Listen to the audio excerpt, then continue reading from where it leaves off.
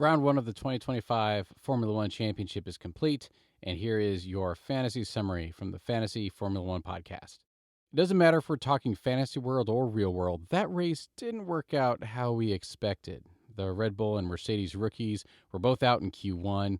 Aston Martin was out in Q2, both of them, and both Williams were in the top 10, which really was surprising for me. The starting grids found McLaren in a front row lockout, Max Verstappen and George Russell in the second row, Yuki Tsunoda and Alex Albon closing out the top 6, then both Ferraris and the remaining Alpine and Williams all closing out the top 10. A lot of fantasy points in odd places for this first lineup. Did you use your no negative chip this weekend? Well, if you're anything like me, you really wish you had. There was significant rain, and on the street circuit, without FIA paint, things got really slick. There was stop and start rain and then really heavy rain in the last 10 laps. All total, there were 6 DNFs, 4 of which were rookies, and the other 2 were seasoned veterans that you probably wouldn't expect. Isaac Hadjar, the rookie for Racing Bulls, spun out on the formation lap. Lap 1 found Jack Doohan losing it in a straight line and finding the barriers, which brought out a safety car, and Carlos Sainz lost it into the wall under caution.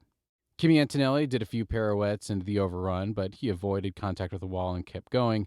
Fernando Alonso dipped a wheel off and spun into the wall halfway through, bringing out a full safety car that brought everybody in the pits to make the slick or enter strategy call, as a tire strategy became the deciding factor in the race.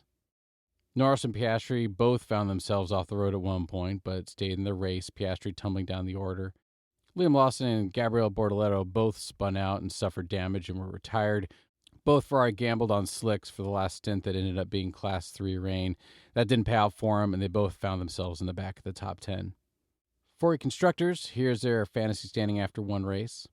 McLaren, 71 points, topping out the charts, followed by Mercedes at 67, Ferrari 36, Red Bull Racing at 19, Haas at 14, Williams at 10, Kick Sauber at 3, then Aston Martin at 1.